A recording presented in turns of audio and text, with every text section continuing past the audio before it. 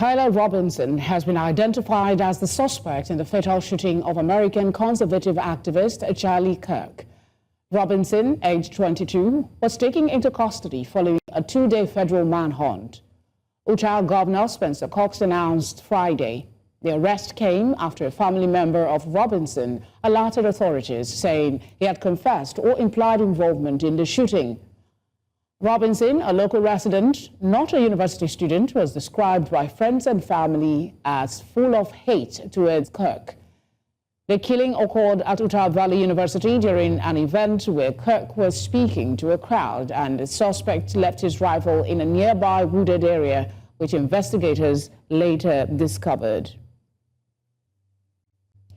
An international lawyer and global affairs analyst, Joseph Babalola, joins me now from Atlanta, Georgia, to speak on this development. Thank you very much for giving us your time. It's my pleasure.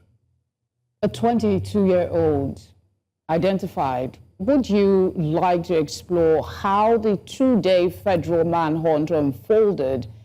It was such a quick mark time, you would agree?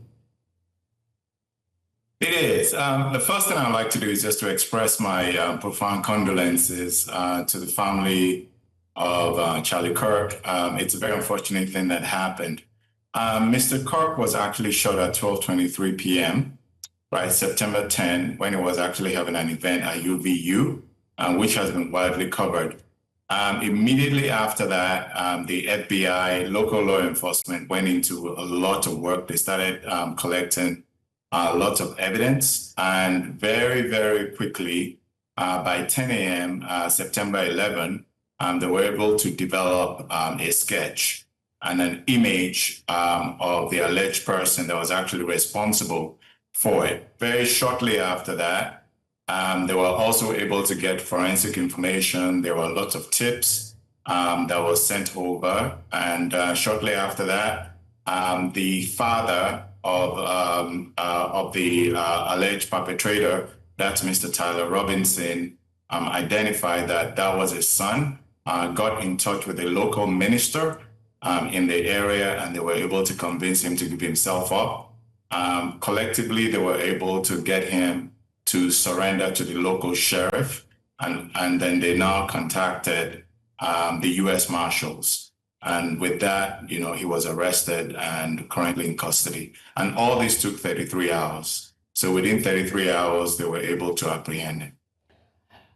Interestingly, there's not been a clear motive so far that's been deduced either from investigation or announcement from authorities. What is the most likely motive based on his background that we now know?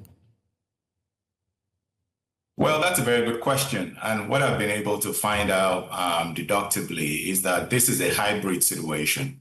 This is a person that doesn't really identify as left or right. He's really neither a Democrat or Republican, although his family clearly identified as conservatives, that is Republicans. And but what we've been able to gather so far is that, he just had his own thought process.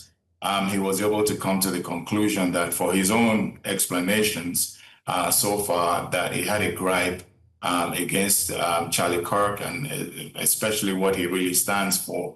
And he felt in his mind that the only way that he could actually settle scores was by shooting him. We do not stand for any form of violence whatsoever, but I do think that he may have been radicalized based on things maybe he heard on social media. Maybe he's been listening to different groups, different fringe groups. But so far, lots of things are actually being developed by the FBI.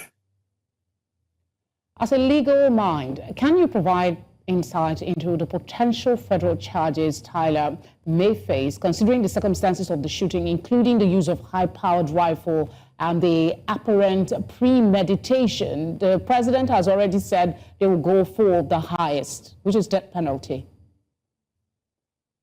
So the death penalty right now is on the table. And the reason why the death penalty is on the table is because the state of Utah actually has the death penalty. So that is definitely on the table. Some of the charges that he will likely face will be things like aggravated murder, things like felony,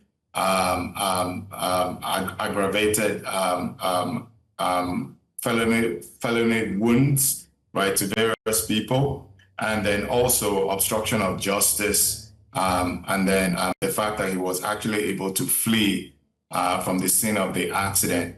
So the charges right now, they're actually being developed, and it's a very, very fluid situation, right, based on the forensic analysis and the forensic evidence that is actually being developed by the FBI. So based on the forensic analysis and the forensic evidence that they're able to develop, they'll be able to probably place more charges on him.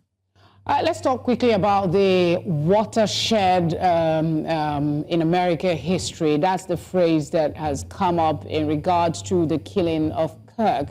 What is your interpretation of the question, what kind of watershed it would be for America?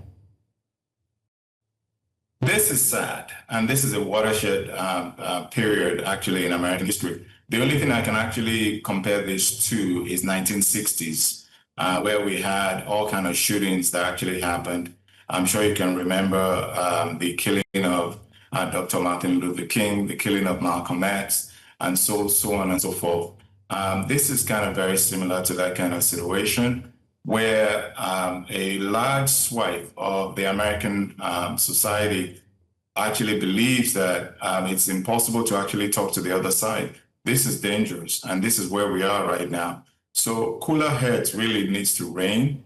The leaders of both political parties, they really need to call all their members and all their, fellow Democrats or Republicans together and make them understand that there's a way to resolve things, right, by discussing it, by having arguments without actually devolving into this kind of violence. But this much I do know, that this cycle of violence has to stop, and it must stop in the United States. It does have to. Thank you very much for obliging us tonight. You're welcome. It's my pleasure. Have a good evening. You too.